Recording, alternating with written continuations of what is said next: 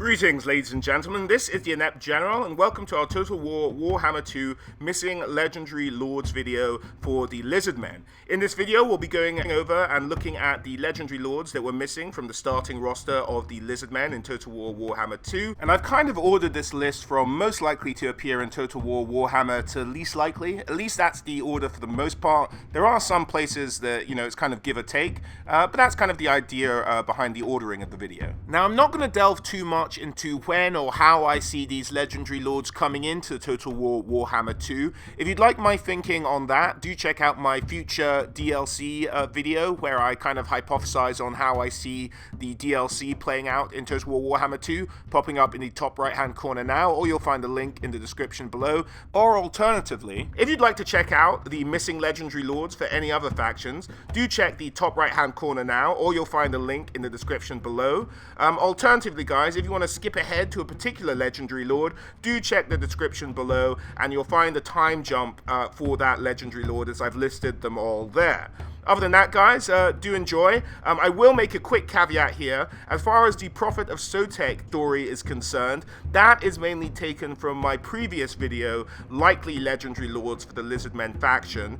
So if you've seen that video, feel free to skip the Prophet of Sotek section. Other than that, most of this is fresh takes on the remaining legendary lords in the Lizardmen army roster. So let's kick things off with the Prophet of Sotek. So to tell the story of the Prophet of Sotek, we really have to kind of tell the story of Sotek worship in Lizardmen society as a whole. For the most part, the Lizardmen worship the Old Ones, and they started to revere the Old Ones as gods, and there are a few named Old Ones who are particularly worshipped amongst the Lizardmen. Now, in a temple city in Lustria of Shakwa, there were some plaques. Now, these sacred plaques I've mentioned before, but the sacred plaques are essentially where the Lizardmen believed the Old Ones, after they left the Warhammer world, wrote down their plans, kind of wrote down everything that would happen in the future and what the Lizardmen should do to realize the plans of the Old Ones. Now, in Shakwa, there were these plates that didn't exist anywhere else, and they spoke of a prophecy. And this prophecy said that at some point in the future, the Lizardmen will face a great plague and will have to fight vermin who walk on two legs. Many temple cities will fall, and many Lizardmen will die, and this is kind of something that has to happen, although at the lowest ebb, the mighty Sotek would appear, heralded by a forked serpent tongue, and kill off all the plague and all the vermin, and really make things okay again. And this was the prophecy of Sotek. Now, outside of the temple city of Shakwa, this kind of prophecy never really had many legs, because a lot of the plaques are kind of repeated in certain places, so the Slan mage priests, who are the leaders of the Lizardmen, can kind of compare notes and see what's going on with the plan itself, and say like, okay, we all have this bit written in our plaques, we all have this bit, but Shakwa was the only city that had this Sotek scripture written down, so everyone kind of ignored it for the most part. And even in Shakwa, the Sotek thing was kind of put aside. It was set to the background, like this wasn't happening, like no one really cared. And then suddenly a massive plague hit Shakwa itself, and disease started to spread amongst all the Lizardmen. Now, what had happened was that they'd encountered one or two of these kind of rat-like creatures out in the jungle and brought them back into the city of Shakwa. Now, what they didn't know was that these vermin were members of the Skaven clan Pestilence, and they had brought the plague in with them. Now, understanding that maybe these were the two-legged vermin spoken of in the prophecy of Sotek, the Slan mage priests and the skinks and the skink priests brought the prophecy out. One of them remembered, hey, there's this little-known kind of ubiquitous text that we've kind of forgotten about for centuries that kind of speaks about everything that's going on right now. And so they're like, yeah, but this says there's a huge swarm of these vermin. We found one or two.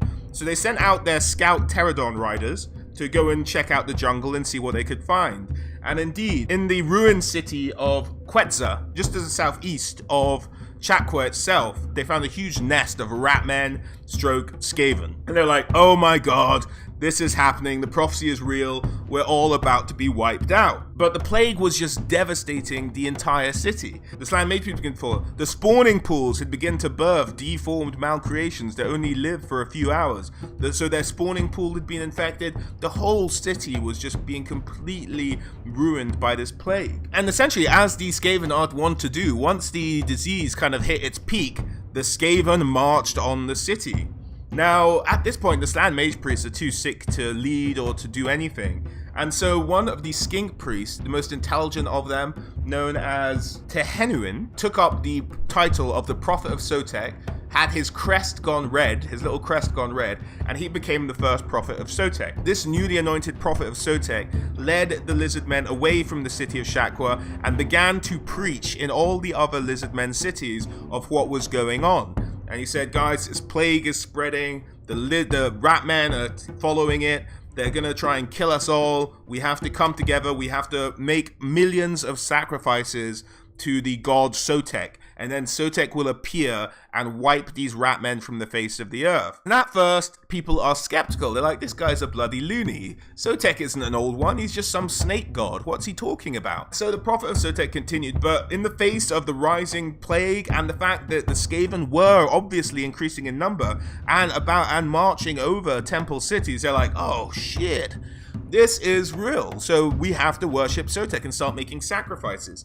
And indeed, the Skaven aren't known for kind of standing their ground. So in their battles with the Skaven, the lizardmen would amass just huge amounts of Skaven prisoners, and it said that columns of Skaven prisoners marching back to sacrificial cities used to take days to pass a certain point. Huge amounts of Skaven were sacrificed. Millions of Skaven were sacrificed. Kroak is said to have himself slaughtered hundreds of Skaven warlords. This is just a huge bloodletting of Skaven, but despite the huge amounts of Skaven they were killing, there were still Skaven just marching on and marching on. The Skaven were winning this war, and the lizardmen numbers continued dwindling all through battle, but also just through the plague continuing to ravage their ranks. And essentially, this conflict gave birth to a new age of war for the lizardmen. It lasted over 100 years, their fight with the Skaven, and it eventually reached a climax at the Battle of Guacamole Crater. The biggest amassing of Skaven prisoners had begun to be sacrificed at a site nearby by the prophet of Sotek, and it said that they sacrificed so many Skaven that day,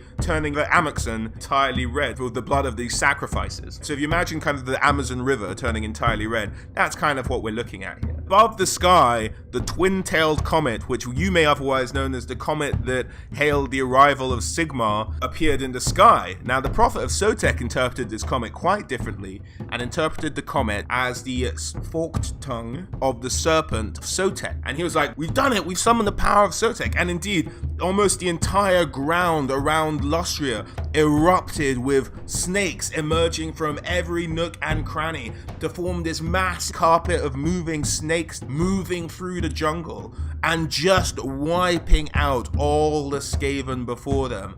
The prophet of Sotek then led his army host with the blessing of Sotek and with renewed vigor against the Skaven, and they were unstoppable. Coupled with this carpet of moving snakes that marched with the army, they just wiped out any Skaven in front of them. The Skaven were held up at their kind of first city they'd made camp underneath, which was near Shakwa, as we mentioned at the beginning of the story, of Quitza, and this was their last stronghold. And they got together and said, look guys, we've been kind of fighting with our individual war hosts, we have to pull together and we have to march to the coast. They were at this point surrounded by lizardmen, but managed to punch a hole through the defenses, and in a very Skaven-like way, the Skaven leader, who was very unsubtly named Nurglich, might find a common naming theme there. Nurglich, who became the de facto leader of Clan Pestilence then, pushed through his forces, and him in his very Skaven-like way with the other leaders, said, alright, started to leave regiments behind and factions of their army host behind, just really just tricking them into being sacrifices, essentially, while they made their escape to the coast. The Skaven got to the coast with the lizardmen and their carpet of moving snakes hot on their heels, and they had this ramshackle fleet built and set sail. And at this point, the lizardmen arrived on the coast having killed all of the sacrificial pawns who'd been left behind, and they got to the coast, and this is where the legend of Sotek truly takes shape. It's said that from a nearby volcano, a huge serpent, a size beyond imagination, erupted out of it and dove into the sea, supposedly in pursuit of the Skaven hordes. And this is really where the legend of Sotek sort of takes its most shape, is that Sotek the god emerged out of a volcano and dived into the sea, awoke all the snakes in the jungles of Lustria, and allowed us to chase off this Skaven incursion. In the follow-on from this great campaign, the prophet of Sotek was called before something known as a Great Convergence, which is a very rare occurrence where all the Slan mage priests go and physically meet in one place to discuss the goings on, because the power of this new god couldn't really be denied in terms of what had happened, and what exactly went down in that meeting we don't know. It's closed off, it's not written into any histories in terms of what the Prophet of Sotek and the Slan Mage Priest discussed. But after this point, Sotek is recognized and has become one of the most high-profile gods amongst the lizardmen today. The city of Shakwa, the Golden City, was rebuilt, and so does exist today and would probably be the starting point of the Prophet of Sotek. The city of Quetzal was also kind of patrolled, rebuilt to a certain extent and patrolled to try and make sure that the Ratmen didn't return. But such was the corruption of the Ratmen that no lizardmen can really go down into the burrows they built underneath the city. Instead, that's patrolled by serpents who go in there in their stead and try and make sure the Skaven cannot get a foothold in Lustria again. Now, this carpet of moving snakes you might be a bit curious about, but there is actually a unit called the Jungle Swarm in the Lizardmen army, which does represent this kind of carpet of moving snakes that is an unit in Warhammer. Now, the Prophet of Sotek today is still called Tehenwan. Now, it's unlikely that a skink has survived for this number of years since the first emergence of the Prophet of Sotek, but it's said the Prophet of Sotek, much like the serpent itself, sheds its skin and is thus renewed, which kind of hints at the idea that the skink who carries the title the Prophet of Sotek does tend to die out, but in honor of the first Prophet of Sotek, they take on his name, they dye their crest red, or do whatever they do to get the crest red, and they carry on the title, because skinks, unlike Saurus, tend not to live that long, relatively. But there's always a Prophet of Sotek when the lizardmen need one to fight against the horrific Ratmen. Now, in terms of how the Prophet of Sotek might translate across to Total War Warhammer, he will be a wizard. He has the Lore of Beasts on the tabletop, so that's easy enough to translate. We've seen that in Total War Warhammer before. He's also immune to poison. He has a hatred of Skaven and is a master of snakes, which means he makes this unit called Jungle Swarm, which is kind of like a unit made up of just a mass of writhing snakes and other creatures of the jungle, and he makes that unit unbreakable, kind of like making, I suppose an equivalent might be hounds or something like that in some of the other armies we've seen in Total War Warhammer. And he makes them unbreakable because of this special relationship the Prophet of Sotek has with snakes. He also has the ability just called the Prophet of Sotek, and because Sotek has been very much more adopted by the skinks of Lizardmen society, they very much see Sotek as kind of their god, or like have a special relationship with Sotek. So being led by the Prophet of Sotek himself gives all skinks in an army boost to their stats. So that would be great to see in Total War Warhammer as well. The fact that the Prophet of Sotek could maybe make an entirely skink army completely acceptable, much like Skarsnik did for the Gobbers. Another special rule the Prophet has is something called the Tide of Serpents, and the idea is that serpents around him cause extra attacks on any enemy he's attacking. Now, this would be a little bit harder to translate into Total War Warhammer. I think we'll just see this really as the Prophet of Sotek being a bit of a buffed up general in terms of his melee skill, perhaps. That would be an accurate translation-ish. But I don't think we'll see the Tides of Serpent rule necessarily translated directly across. I think it'll be more of a buff in the upgrade tree or something like that for the Prophet of Sotek in Total War Warhammer. In terms of his magic items, he has the Blade of Serpent's Tongue, which is a magic damage blade and a poisonous blade that gives the Prophet +1 strength. So essentially it increases weapon strength, would give poison damage and magic damage to anyone it was attacking. He also has the plaque of Sotek, which is, as I mentioned at the top of the story, the plaque that had the prophecy of Sotek written upon it. And he carries that around, and that gives him a ward save. And we've seen ward saves play out in Total War Warhammer before, so we can kind of guess how that will translate across directly. The Prophet Sotek can also have a mount. He can be mounted on the Stegodon with a piece of equipment known as the Engine of the Gods. So he does have that ability, so he won't necessarily be on foot, and he should have a mount option when he comes across to Total War Warhammer. Let's move on to Lord Kroak. Lord Kroak's story really begins with the story of the Lizardmen themselves. Now, for those of you who don't know, this is for you guys. For those of you who do know, bear with me. We're going to go through a little bit of the early history of the Lizardmen here in understanding who Lord Kroak is as a character. So, the idea behind the Lizardmen is that this race of beings known as the Old Ones came from space. They found what would become the Warhammer world. They started to terraform it. And then after a while, they're like, you know what? We really should have some servants or something. Some people really to take the busy work out of looking after this world and really incorporating it into our larger plan for this and the universe. But that's not really for us. So let's invent a species that can do that. And so the Old Ones put their heads together and they created their first servants. And this was the first spawning of the Slann Mage Priests. Now, the very first Slann born, or spawned as we say, came out fully grown, was Lord Kroak himself, said to be the most powerful and eldest of all the Slann.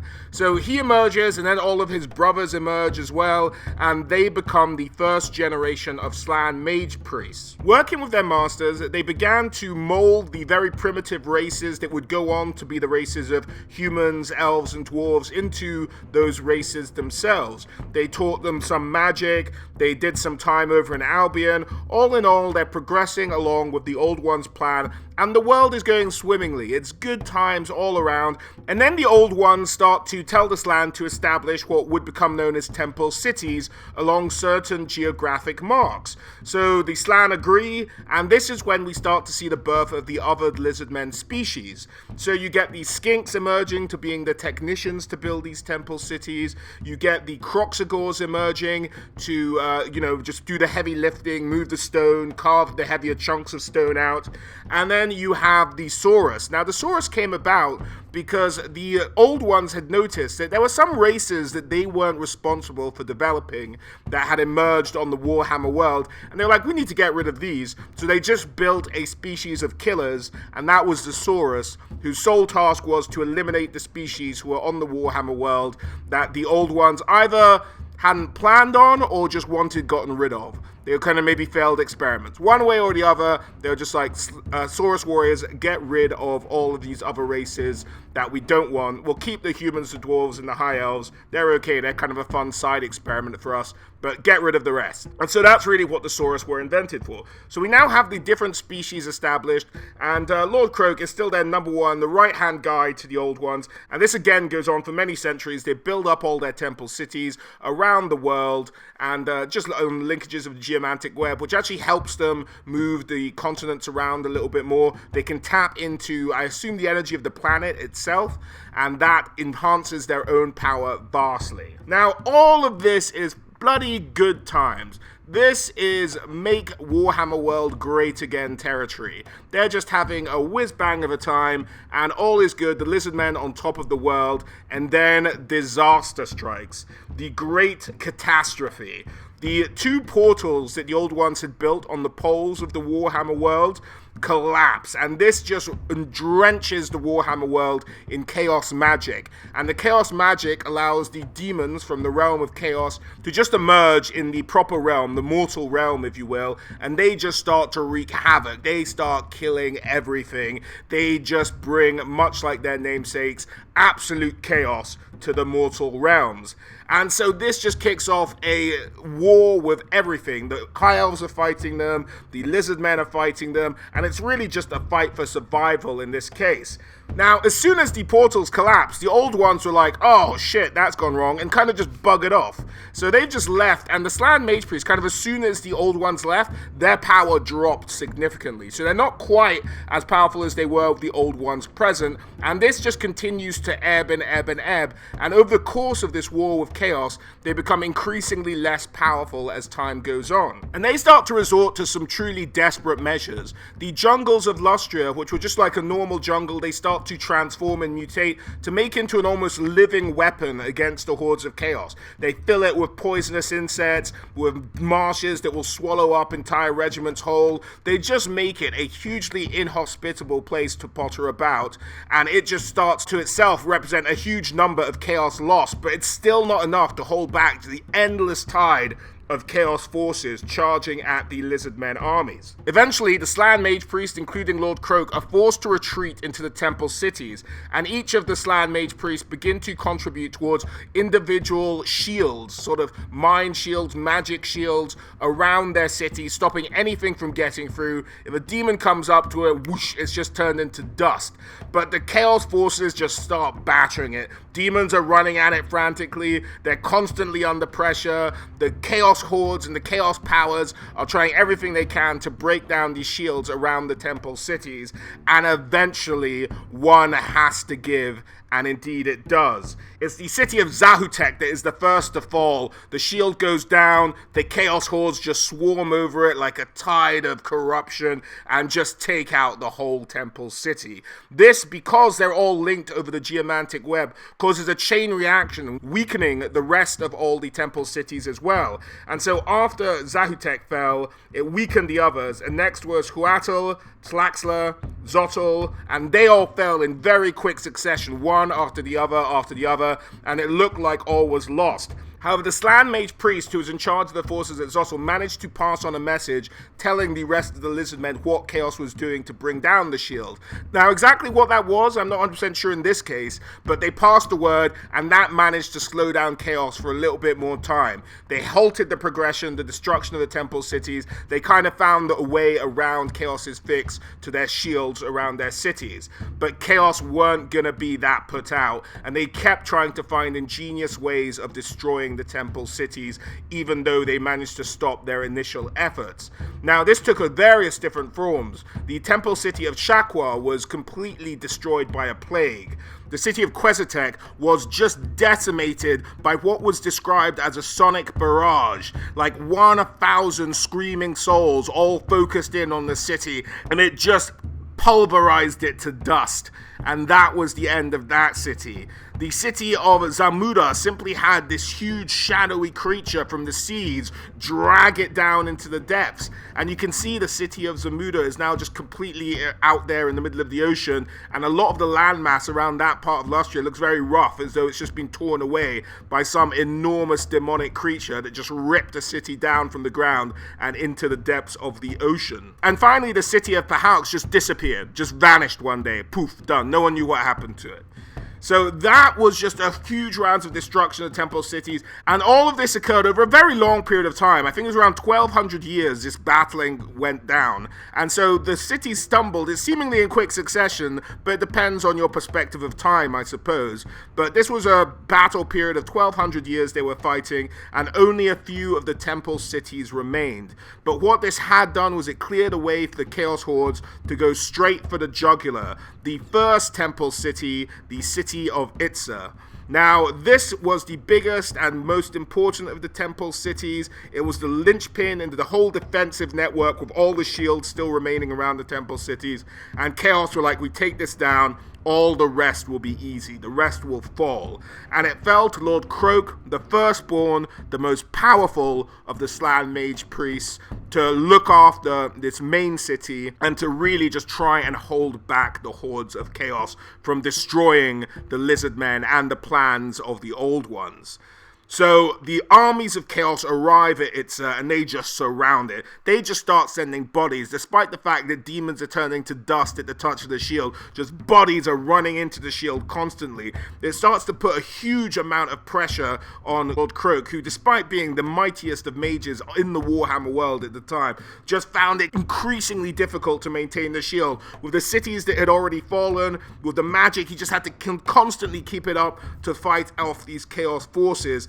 And then just after a desperate while, he knew he couldn't hold it anymore, and in one just awesome show of power, he decided to release the shield in such a manner that it exploded outwards. And this, in an instant, defeated 100,000 Chaos demons, just decimated all of the demons around the city, but that still wasn't enough to quell the horde, and indeed they charged over the walls, and Chaos started to take the city. Street by street, inch by inch, the Slan and the Saurus and the Temple Guard all forced. And it was really Lord Kroak and his Temple Guard who put up the most vigorous fight.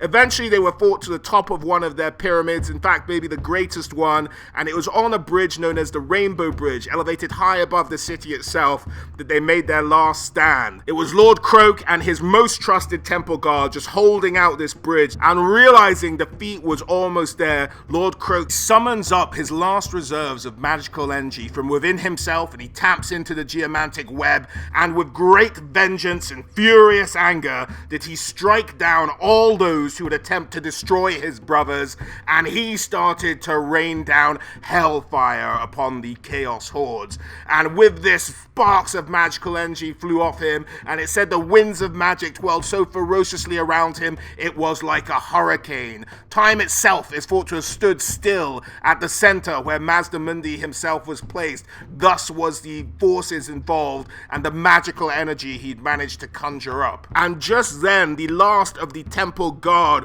had fallen before him, but he was just unleashing such a torrent of power that nothing could get anywhere near him, and it was just decimating the ranks of chaos.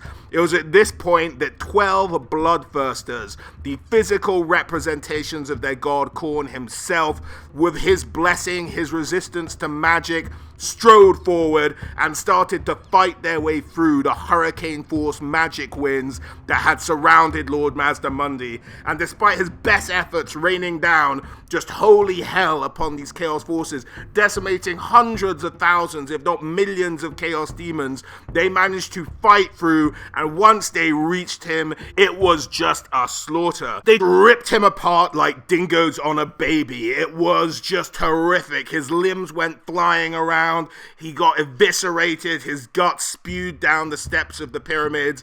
It was just horrific. But so anchored had he been in his will and his task to protect the city of Itza that was not the end for Lord Kroak. His spirit remained. Though his body had been decimated, his spirit was still there, and he summoned forth even more ferocious magical forces, and he cast what would be known as the Deliverance of Itza, a spell that had not been seen, and essentially what he'd managed to do is convert his own spirit into a force equivalent of that of the sun. The planet itself shook, and it just scorched the demons. It just absolutely decimated the whole demon horde in a single go. And if you were watching from half a world away, you'd think another sun had emerged in the sky. It was just that devastating a magical attack. And so, for that day, Itza had been saved from being taken by the Chaos Hordes, and he had caused massive casualties on the Chaos Hordes that were in Lustria themselves.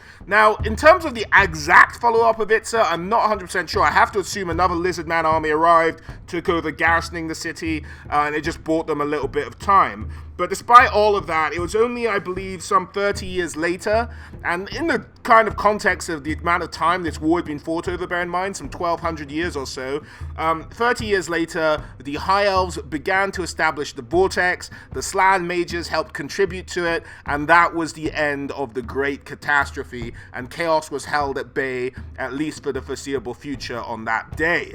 And so Itza, for the most part, had been saved, its sacred relics preserved, and many of its plaques had been kept safe from the hordes of chaos. And that's really where Lord Kroak remains. He's still unwilling to give up the protection of the city, even in death. In fact, his loyal skink attendants who'd been with him and had maybe hid under the temple or had arrived from outside the city, whatever they were doing, they managed to emerge. They collected up what was left of his body with great reverence. They carefully sort of wrapped it and put balms on it and resin to make him the first relic priest, which is the idea of a dead Slan mage priest whose spirit still hangs around the body. Now, Lord Kroak we may not see as a legendary lord, simply on the basis that he's dead, he can't really speak, he only has one magical spell, which is kind of a much lowered down version of the spell he did, his very last spell, which was the Deliverance of Itza. But in his kind of decrepit state, as time has gone by, his energies, his forcefulness has waned, so he's not nearly as powerful as he once was. And that's not bad, considering that he's been dead, but that's why he's not necessarily the great sort of general figure. but he would be a good kind of figure for maybe a special unit in the Total War Warhammer series. Now, in terms of his rules on the tabletop, he had Fear, which is easily translatable to Total War Warhammer. It was also Flammable, which I imagine just gives him a kind of weakness to fire. That could be playable. He was Unbreakable. Now, this is where he could be really interesting. They could make him a legendary lord, that'd be fair enough, but his ability on the tabletop was not only if he was unbreakable, but he could also have a unit of Temple Guard that were unbreakable as well. Now, if you could go a bit OP on this ability and make every single Temple Guard in his army unbreakable, which would be massive. Now, this would maybe also hold them back from going crazy and attacking like other Lizardmen units in Total War Warhammer 2, and that'd be something very interesting to see. Now, the unbreakable one for the Temple Guard rule was called Eternity Guardian, and he also has the ability... Now, I'm not sure how best to describe this, but as I said, he only has the one spell left, the Deliverance of Itza, which is essentially a magic spell within a vicinity of him that harms all sort of enemy characters, or all enemy units. And so he'd operate much like the Mortis engine does for the vampire counts, but maybe with even a wider radius than that and doing more damage.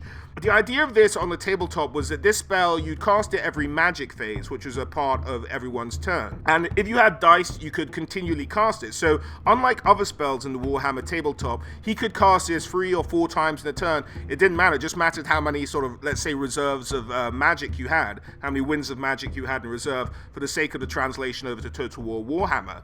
So this would be a very interesting ability. If they gave him this spell and no cooldown time, it was kind of just the ability to just keep using it as much as he liked, and then he just had to summon up the Winds of Magic whenever he was available to. That would be kind of a translation for the Total War Warhammer series. He also has something called the Supreme Shield of the Old Ones, which gave him a 50% ward save, which might be a bit OP, but, you know, it's something you could give him in Total War Warhammer as well. Now, yeah, as I said, his spell, Deliverance of It, would just operate as a radius spell. You could overcast it, and it does particularly more damage to demons and the undead, and you could have that translate over to Total War Warhammer, I think, without too much trouble either. He had one magic item as well, which was known as the Golden Death Mask, which was the mask they put on his corpse when they found his head. And that has said to have 2 kind of staring eyes made of smooth yellow and white gems. And they're said to have kind of a hypnotic stroke mesmerizing effect on enemies, and this makes him much harder to hit. So on the tabletop, if you roll to be able to hit him, if you got enough on the dice, then you'd hit him, but this would give you -1 to that attribute. And so in Total War Warhammer, really all the Golden Mask would have to do to stay true to the tabletop game is maybe give you a buff to melee defense. That's about it, really. That's all it would really need to do, and that would be a kind of accurate description of the item in the tabletop version. But that's about it for Lord Kroak. I don't know how we'll see him, either as a hero unit or a special unit, maybe a kind of special artillery kind of unit, or we'll see Relic Priests introduced as a unit in general. But, you know, it's fun to think about, and he does play a hugely significant role in the Lizardmen history. So moving on from Lord Kroak, we have Gor-Rok, perhaps the mightiest Saurus alive. Now, Gor-Rok was born by himself and born completely albino. This, as the skinks who kind of pulled him out of his spawning pool believed, meant he had a blessing from the Old Ones himself. He seemed destined for great things. Now, a lizard man being born by themselves is almost completely unheard of, and so it must be part of the Old Ones' plan to have Gor-Rok play an important part in any of their future plans. Now, he emerged out of a spawning pool of Itza, the first temple city, and this is kind of where he's based. As we can see, the symbol for Itza in Total War Warhammer happens to have a bit of a white background there, so you wouldn't really have to change the banner much if Gor-Rok did get introduced. And he really has gone on to define himself as being one of the, if not the greatest living Saurus warrior alive. Now, he doesn't have the experience of the likes of Kroak, who's been fighting for millennia, and so perhaps it maybe isn't the greatest general alive, but just pound for pound on the battlefield, he's an absolute monster, and he's said to be absolutely massive as well, being the biggest of all Saurus, I believe he's described as. And even more so than his brethren who are bred for the same thing, he seems just perfectly built for war and slaughter. And this really is kind of his whole go-to. Now, currently he resides in the tallest pyramid of the city of Itza. He's kind of sat up there. He has some skink attendants who look after him, and he kind of just comes down whenever he needs to. They're like, oh my god, Gor-Rok, we need your help. But he come down, it's time to get back onto the battlefield. Now, he kind of rose to prominence on the battlefield. First kind of major battlefield accomplishment came in the year 315 of the Imperial calendar, which makes him hugely young for one of the Lizardmen heroes, bear in mind. That's only about 2,000 years before the current Total War Warhammer timeline. And so, for a Lizardman, that puts him as still, kind of still pretty young compared to some of the others who are knocking about at this stage. And this first battle, an item known as the Star Stellar had been pillaged from one of the temple cities by Dark Elf raids who had grown increasingly bold, charging into Lustria over and over again, and this was seen as the straw that broke the camel's back as far as the Slan mage priests were concerned.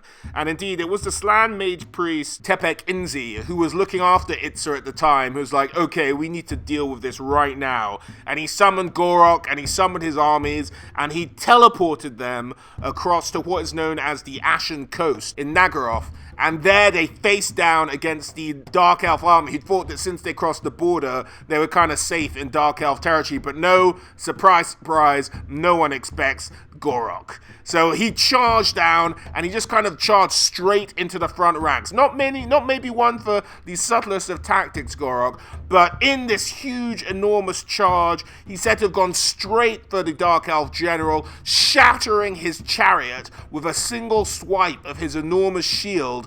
Gor-Rok laid him low, but he didn't stop there and just started decimating rank upon rank of Dark Elves. Eventually, a Dark Elf managed to run him through with a spear straight through the chest, but this wasn't going to stop Gor-Rok, and he pulled the spear, rammed it further into himself, bringing the Dark Elf close enough that he could wrap his razor-sharp fangs around the Dark Elf's neck and just ripped out his throat. He didn't remove the spear until the end of the battle, where he just kind of withdrew it and threw it away nonchalantly, just absolutely covered in wounds and covered in blood, but not one to die easy. And so Gor-Rok just decimated huge swaths of Dark Elves during that battle, and truly earned a fearsome reputation. Ever since that time, he's fought all around the Warhammer world, fending off ogre charges, fighting off greater demons, even battling with huge sea monsters with naval combat when he had to face down against the monstrosities that the Dark Elves had managed to summon over the seas, and he has the scars to prove all of it.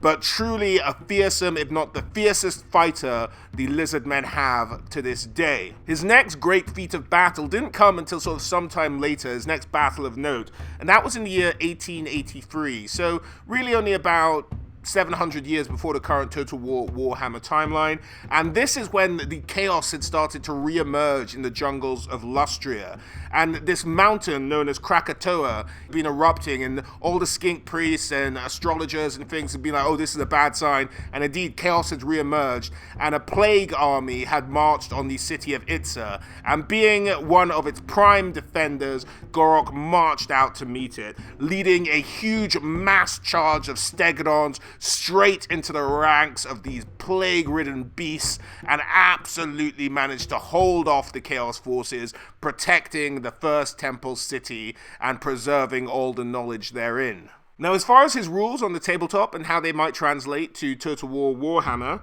he has obviously scaly skin, gives him extra armor, much like we've seen with the Lizardmen so far already. He's also immune to psychology, and he's resilient, which kind of signifies this idea that he's very hard to kill. Now, on the tabletop, this translated as, with things like Killing Blow, they had a chance of just killing something outright. He'd be able to resist that and only take a single wound rather than being killed outright. Same with weapons that did multiple wounds of damage. He'd have a chance to negate all the extra damage and just take a single wound if it hit him. So the idea is just being he is tough as nails. That's what his resilient special rule would be. And in Total War Warhammer, the best way to do that is to maybe give him a massive physical resistance and just a lot of health. I think those would be the two ways to offset that resilient rule in the Warhammer series. Now, as for his items, he has two magical items, which are both very fun. He has the Mace of Ulumek, which was granted to him just because of his kind of special status within Lizardmen society, and it's said to be a weapon of the Old Ones. In fact, it's said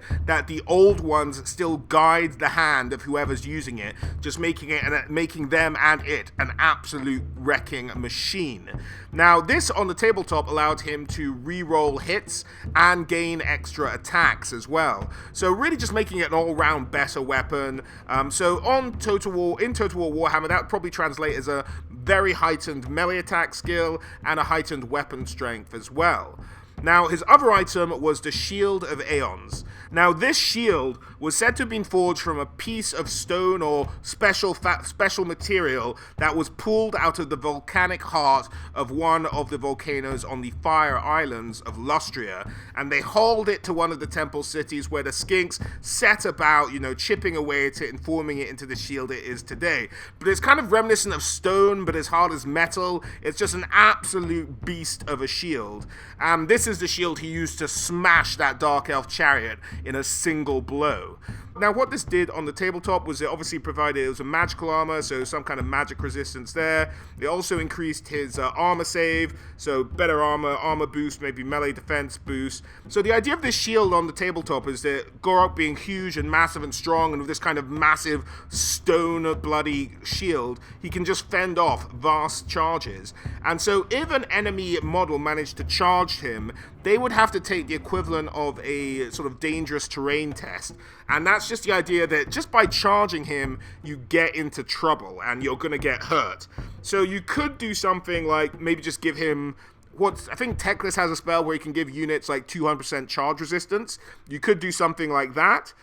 You could do something like, if they charge him, give him the charge resistance and a very tight aura of damage around him if something's fighting him, because there's nothing you can really do on the charge action itself that I've seen from Total War Warhammer series so far. So those would kind of be my two solutions to it. Either a kind of very small damaging radius around him, or just very high charge resistance for him and any units around him as well. That could be another interpretation of the shield. And that's about it. One of my favorite characters that we're yet to see. However, the problem is that he's a hero, and so he's not necessarily a general or necessarily really qualifies as a legendary lord. Now, we have seen heroes in the way of the Green Knight.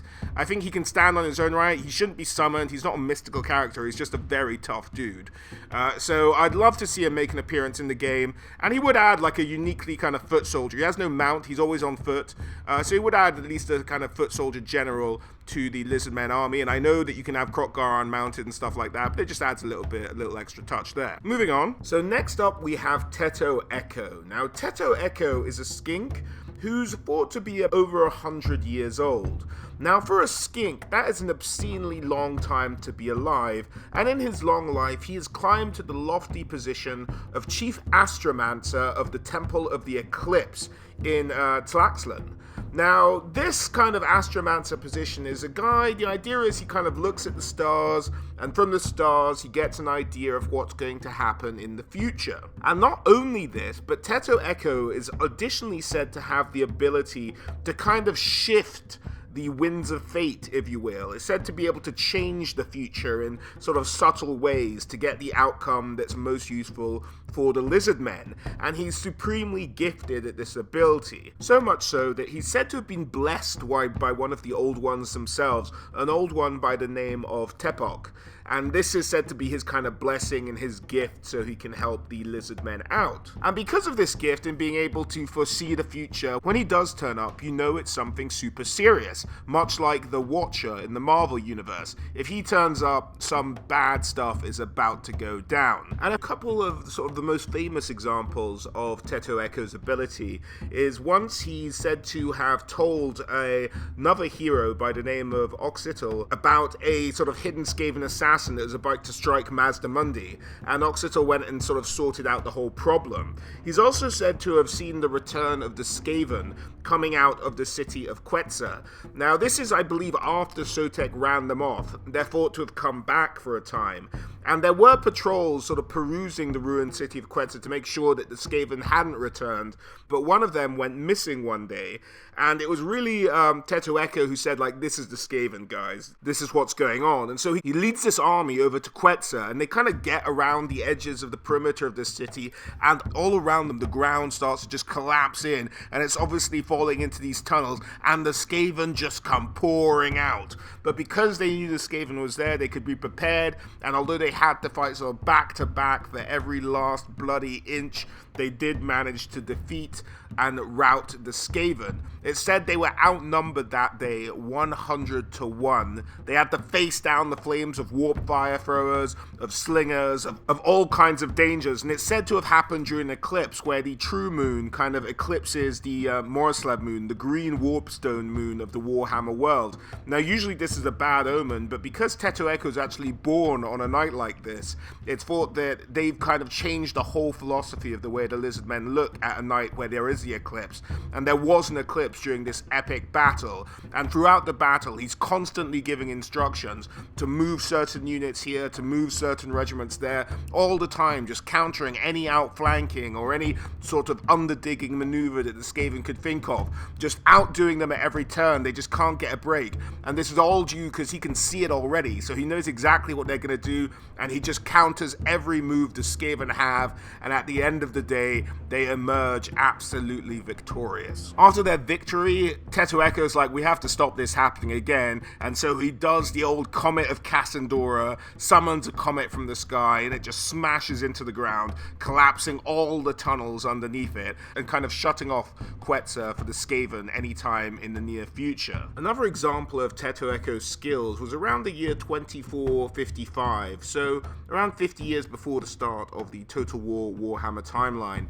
He begins this 10-year campaign in an area known as the Tarantula Swamps against a tribe of savage orcs living in the area, and this ends up being a huge campaign with him recovering a number of lost artifacts and a number of lost ruins throughout that area. But he eventually defeats all of the savage orcs, and it's at this point that he's done such a good job in that 10-year campaign that the Slan Mage Priests award Tetto'Eko with his own palanquin, and that's what he goes around on to this day. And that's what he got it for, just fighting off and recovering lost artifacts from these bloody green-skinned savages.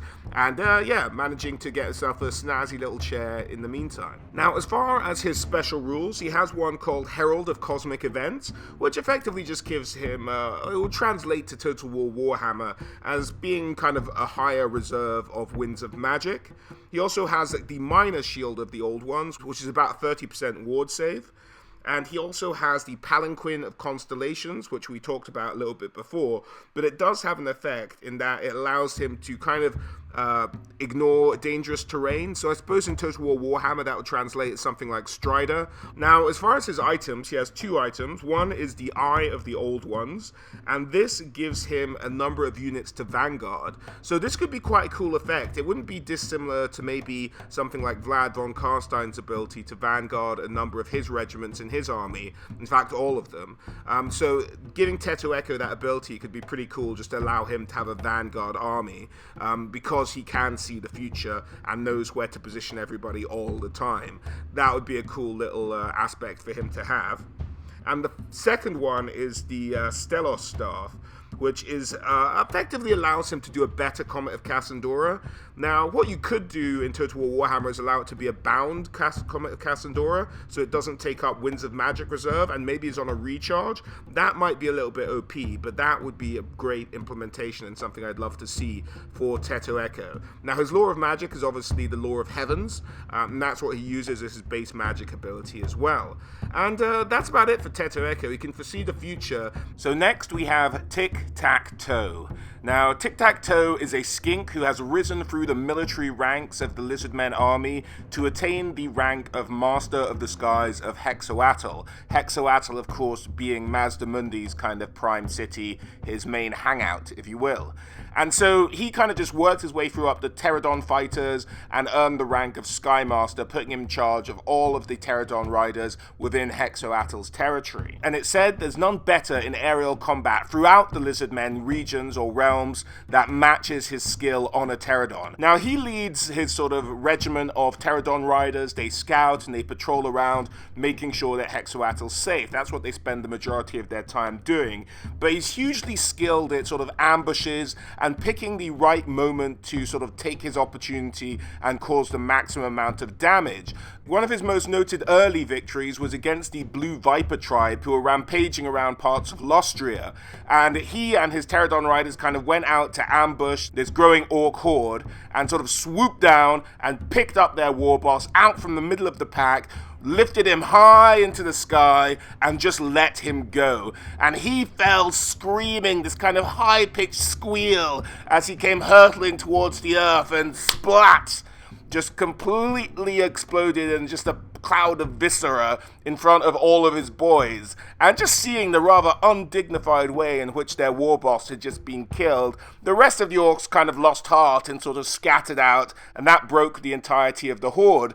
Just, you know, one of the examples of his kind of cunning and his ability to target the right places and the vulnerabilities of the enemy. Now, his most famous kind of interactions and role in the lizardmen army was in the year 2521. So technically about sort of 15, 20 years before the start of the Total War Warhammer timeline, he is flying over the territories of Huinzi, and he spots this army of chaos and dark elves, and he is just like, oh my god, this is a huge horde. It's just absolutely massive, nothing like they've seen in centuries. And so he flies back, but Mazdamundi isn't at Huinzi, so he has to take charge of all of the military forces out of Huinzi, and he begins to organize the defenses. Now, the horde is some distance off, so him and his flyers go off. They start ambushing the Chaos and Dark Elves. They drop the rocks on them from their pterodon riders. They pepper them with spears. They just start to cause a huge nuisance. Now, they enrage the Chaos host so much that Tiqtac'To, kind of flying low and presenting them with a tempting target, managed to get a huge amount of the cavalry of this horde to follow him into the Bloodleech swamps. And there he had them encircled and ambushed by an outcropping of the lizardmen army, and that eliminated a lot of the cavalry threat that this army posed, buying them an early victory. But the horde was so vast that it hardly dented them, and although they did manage to delay them for 3 days and 3 nights, eventually the horde arrived at the gates of Huinzi. Now, the horde arrived in the gates. Although Mazdamundi wasn't there, some younger Slann Mage priests were, and they kind of rose from their sleep and like, oh god, what's going on, and started to help out the defenses a bit.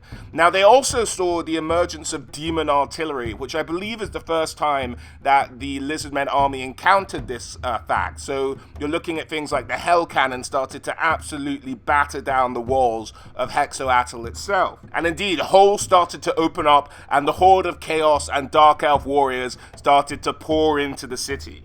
So street by street, fighting started to break out. The Slann Mage priests were battling with the Chaos Sorcerers. Tiqtac'To himself led a vast horde of pterodon riders, said to be so big it blotted out the sky as they flew overhead, bombarding continuously this horde of chaos. And this went on. They managed to stop their progress through the city at choke points, and they managed to hold them off for what's described as 2 cycles of the moon. So about 2 months they're fighting within the city, around its borders, around its perimeter, and it's just fierce and bloody and horrific. And indeed, this is thought to be the largest horde of chaos seen since the Great Catastrophe itself. Now, the lizardmen just fight on, but they're really on their last legs. It's only a matter of time now. However, on the 63rd day, as the sun rose, over the horizon arrived a vast Saurus host led by none other than Kroak. And in the opposite direction, another huge lizardmen army led by none other than Mazdamundi. And the saviors of Huinzi had arrived. They charged in, decimated the host, but they really had to thank Tiqtac'To, who'd managed to orchestrate holding off this vast chaos horde for 63 days until these 2 armies could get there and reinforce the city of Huinzi. And that's really Tiqtac'To's kind of major achievement. It's said that during all this fighting, his uncanny ability to ambush smaller pockets and to hold off the resistance and to lead the fight really was the difference maker in this entire conflict. By the time all the dust had settled, it's said that a 20-mile ring around the city was just complete devastation. Not a living living thing, not a tree, not a plant, not an ant. Just absolutely devastated around the city. Now, in terms of his rules, he does, of course, have his Pterodon, which has its name. I think it's Zwoop. And he has some rules on the tabletop as well that could be translated across the Total War Warhammer. The first one is the Master of the Skies, which allows him to pick a unit of Pterodons to give the ability Fear to, and to give the ability of Ambusher on the tabletop. Now, I'm not sure how, you could probably, I don't think they translate it directly, because I can't remember off the top of my head whether Pterodons have Vanguard or not, but if they don't, that's what this ability could give them.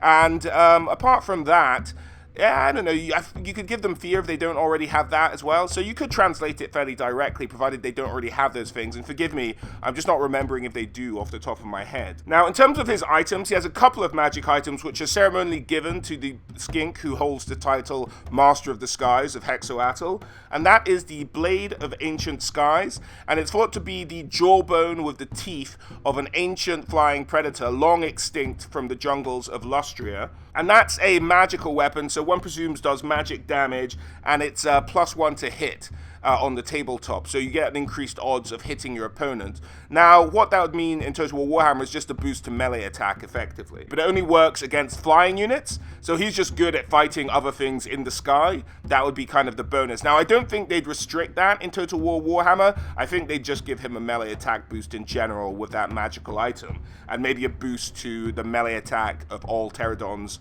in his army. One has to imagine that's the way that the Total War series likes to function. They like to give you army boosts as well. Now, the other item he has is the Mask of Heavens, and this is something that melds his own consciousness with that of his Pterodon. So he kind of become one. They become a single functional unit, not unlike maybe Avatar or some nonsense like that, where they just meld minds and they completely function as one flying coherent unit, and that's why he's so good in the air.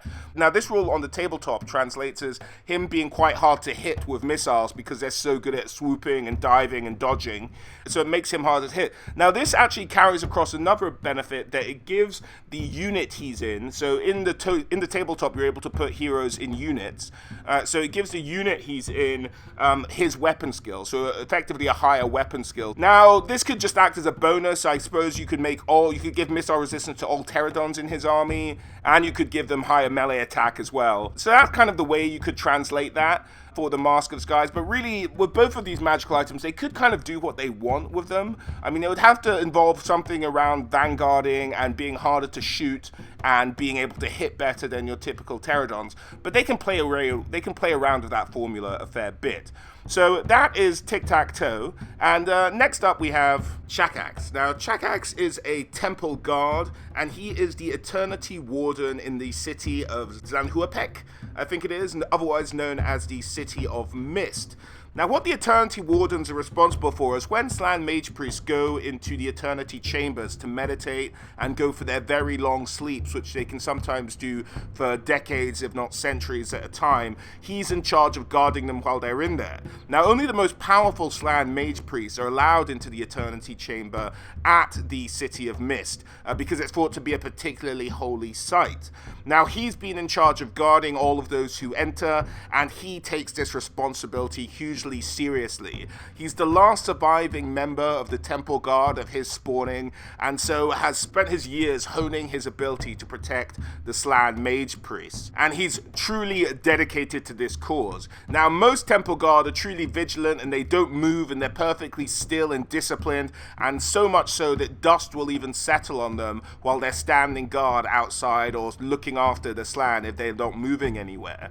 Now, Chakax takes this to an extreme, said to be able to hold guard for centuries at a time, such as his discipline of mind and body. And should anything be foolish enough to threaten the Slann Mage Priests in his charge, he will just strike them down. He's said to have been able to slaughter entire regiments by himself with massive swings of his magical item, the Starstone Mace, just absolutely pulverizing them if they come at his Slann Mage Priest. But not only is he great at dealing with large threats towards the Slann Mage Priest, he's also said to be be a true expert at ferreting out the more covert threats that Slan Mage Priest might face, like the blades of an assassin or anything like that. So he can spot them out before and absolutely deal with them before they're any threat to any of the Slans under his protection. And indeed, it's said that Chakax has never lost a Slan Mage Priest under his protection. It's just never happened. They've never been killed. He's just an ultimate bodyguard, really.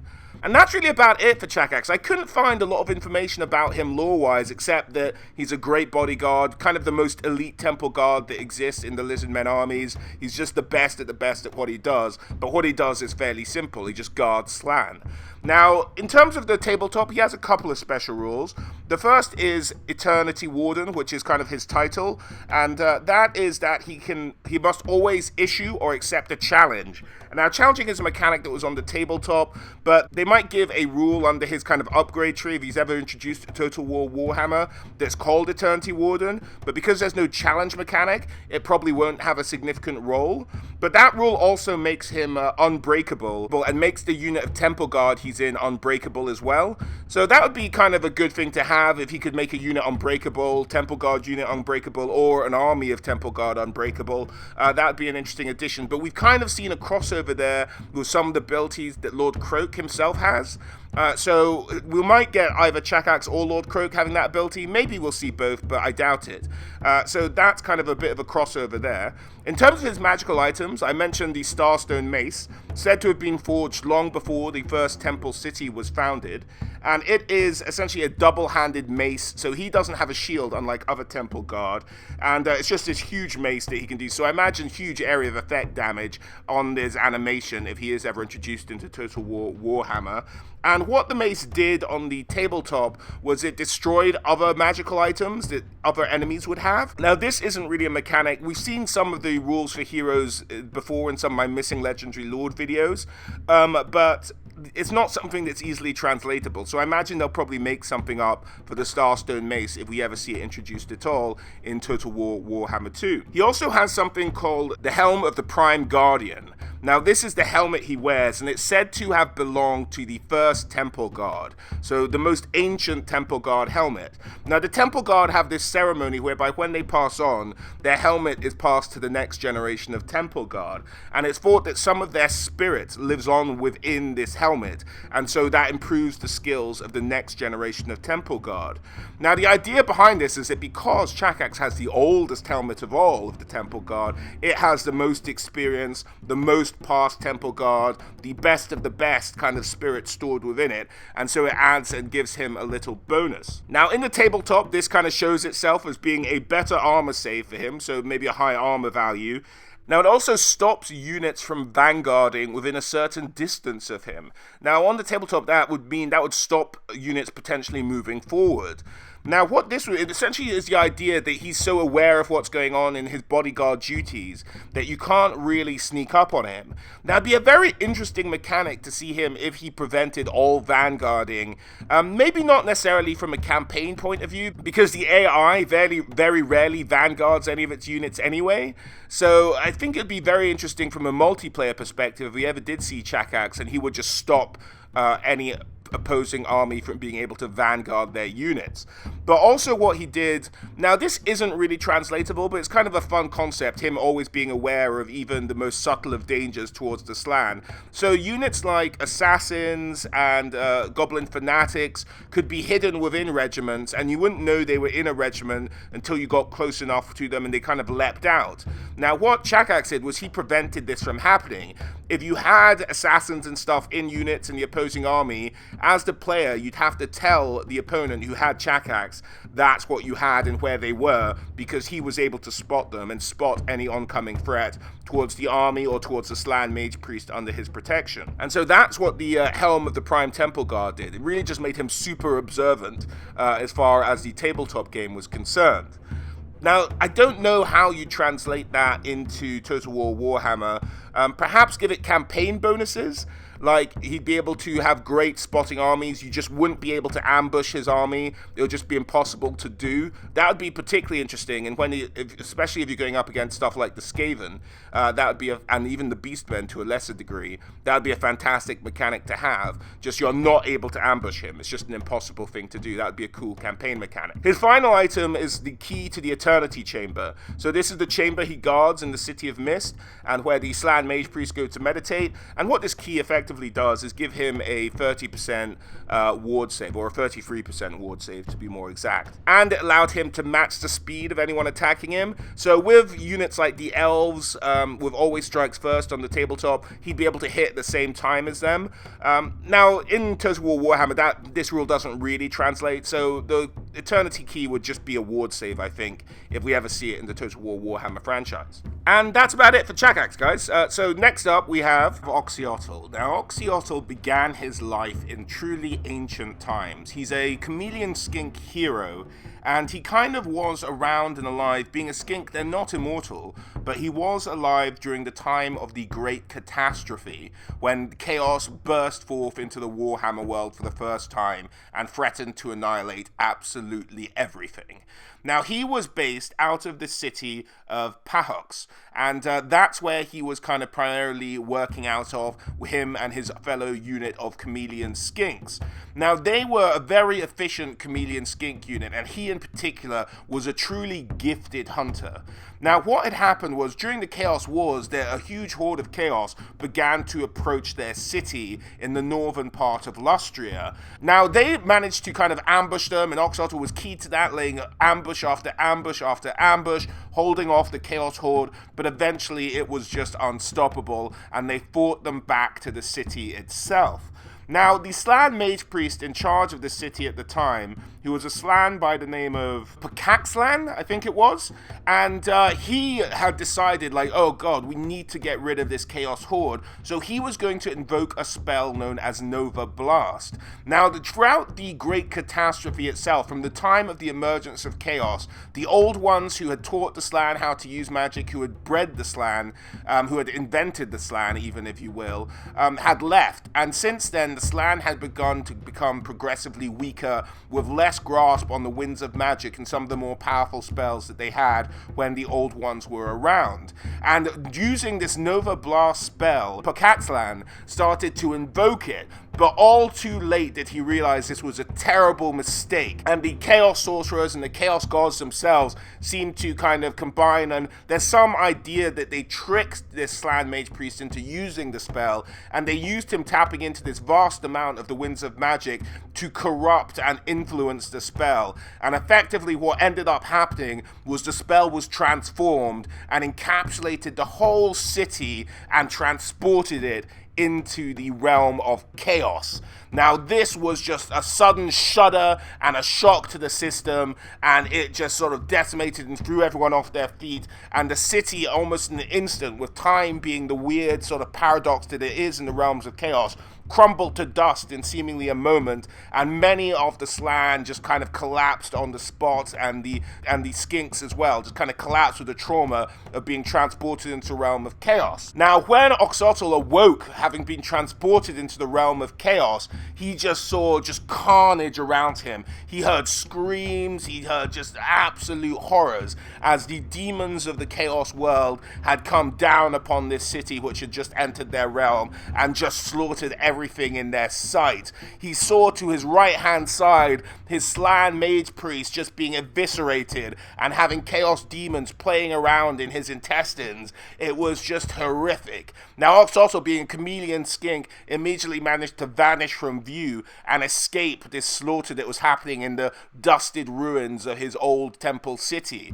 And then he just had to wander the realm of chaos itself. He was trying to find a way home. Now, over the years, now with time passing at a strange pace, no one's sure how long exactly he spent in the realm of chaos, but over time, because he couldn't be seen, demons kind of ignored him, but they started to be able to sense his presence, either through smell or just through like his own biological energy, or however demons bloody sense something. They started to be able to sense him, and so he had to start to be a bit clever about how he got about in the realm of chaos. To combat this, he'd often kind of bathe in the blood of demons to try and hide his scent, his sort of biological signature, if you will, and that's how he'd go around, kind of half hidden, half covered in blood. I'm not sure how that would work, but there we go. Maybe there's just so much blood in the realm of chaos that he would just hide in pools of demon blood, and that whenever anything was around, and that's kind of how he got about. But that's what his survival was, a one man alone, or one lizardman even, alone in the realm of chaos, surviving for God knows how long. Now, in the mortal realms, some 7,000 years passed, and eventually it was, I think, I might be wrong on this, but I think Tetto'Eko actually managed to predict the return of Oxyotl, and he emerged out of the warp and came back into the realm of chaos, and he found the Lizardmen Empire much reduced in power and ability. However, despite his return, he told his tale to the Slan Mage Priests, the leaders of the Lizardmen, but never went into details about how exactly he escaped or what exactly he'd seen, for fear that it would both drive him and whoever heard the tale mad, absolutely insane. Since then, he's gone back, he's recruited a regiment of chameleon skinks to go around with him, and he is waging an almost single-handed war against the powers of chaos. So much is his heart filled with vengeance for his fallen city and what has befallen him as well. So he's off fighting chaos wherever he can. He fought off the demon legion at Zahutek when a greater demon, the Zinch, appeared and started to corrupt the pit of sorrows of that city, which is their spawning pools, effectively. And he fought him off and managed to kill this greater demon of chaos with his sort of poison darts and his ability. But he doesn't care. He's just on a one-man, little skink bloody rampage to fight whatever chaos he can find at any given time. And that's kind of his story. Now, as for his rules on the tabletop, he is obviously a hero, so maybe one of the more unlikely characters to make an appearance in Total War Warhammer. But he does have a couple of special rules. He has the sniper special rule, which on the tabletop is very different from the rule as we see it in Total War Warhammer series, whereby in the Total War Warhammer series it means you can shoot at an enemy without uncovering yourself. Now that could be fun if you gave him increased range, and maybe give that to all chameleon skink units in his army as well, if he's ever given one. Now he does have a special rule, but it kind of ties into his magical item, so we'll cover what the magical item is first, and that is the golden blowpipe of Petui, and that is, as the name describes, a golden blowpipe, but it fires out just like a rain of darts, not just a single one, multiple. Now on the tabletop that only translates as several darts, but you know what, it's better than nothing.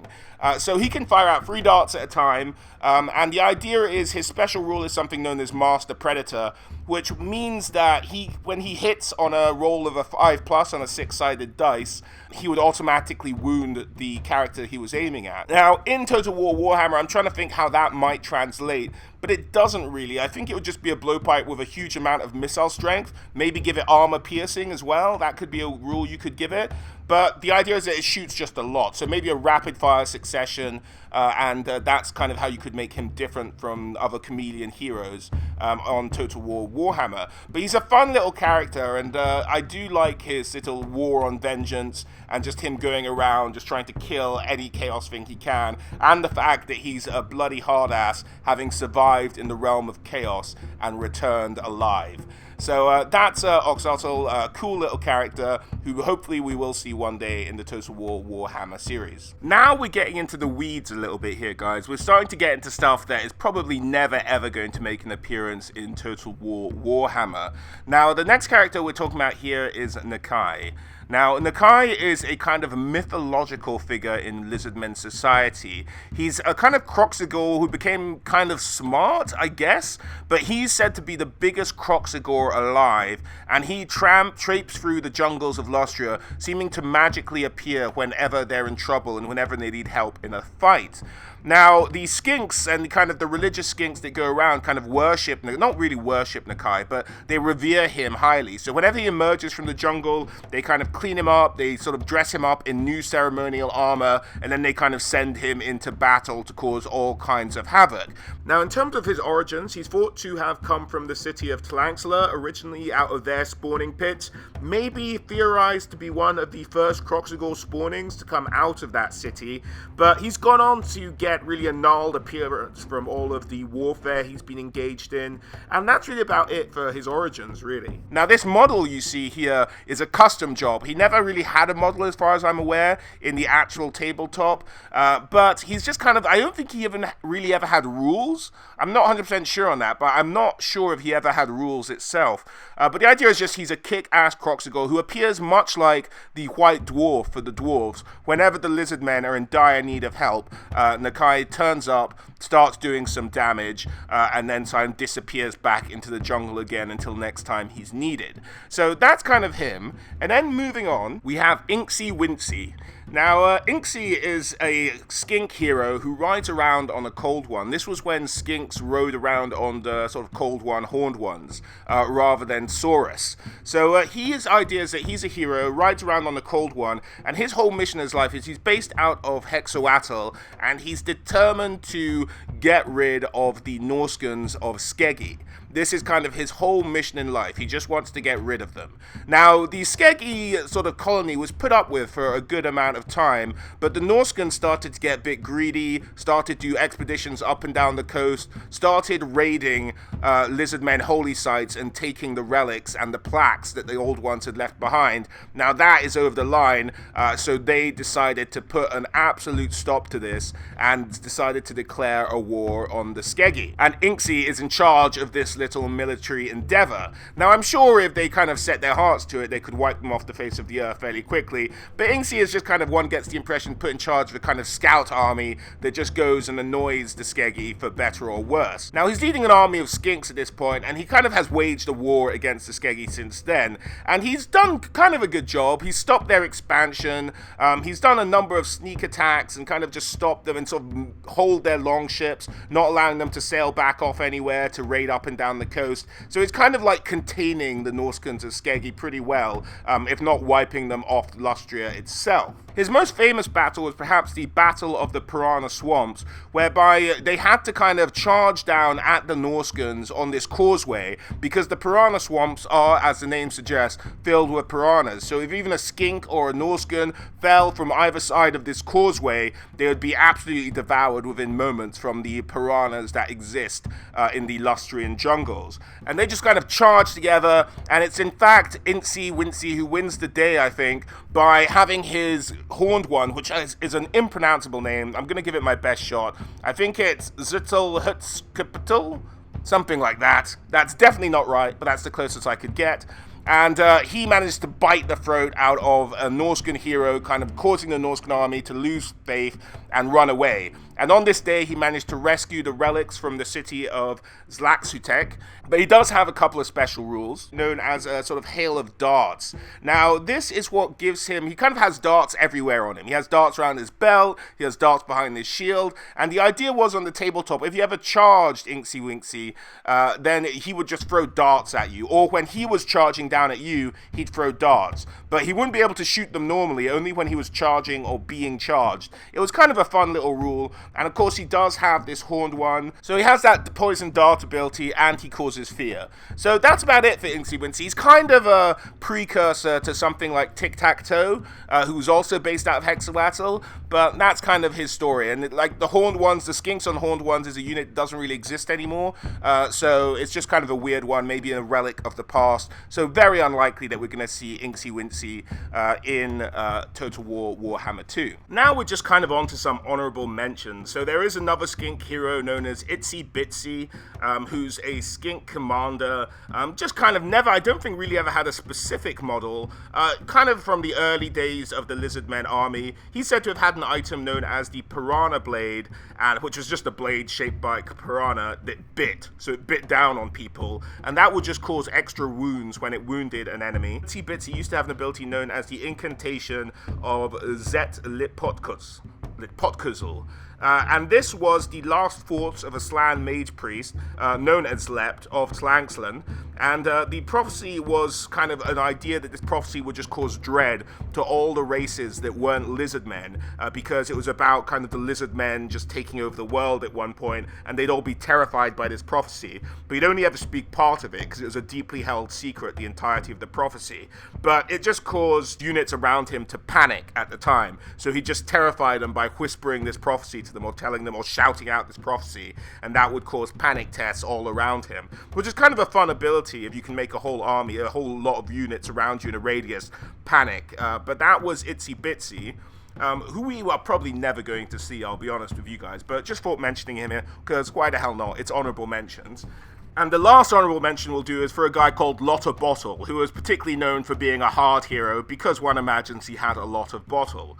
But that's him, and he's just a hardened version of a Saurus scarred veteran. That's kind of the idea of him. He was a hero unit, he wasn't a general, he got a bonus to combat resolution, and that was really the only thing that, so essentially a morale check, he got a bonus to morale in terms of Total War Warhammer, and that was really the only thing that made him stand out from your typical Saurus hero. So that's about it. Lot of Bottle and Inxi Bitsy. Kind of just honorable mentions there at the end. But that's about it for this video, guys. Hope you enjoyed it. As always, thank you all for watching. And do check out the other Missing Legendary Lord series I've done. Other than that, hope to catch you all on the next one.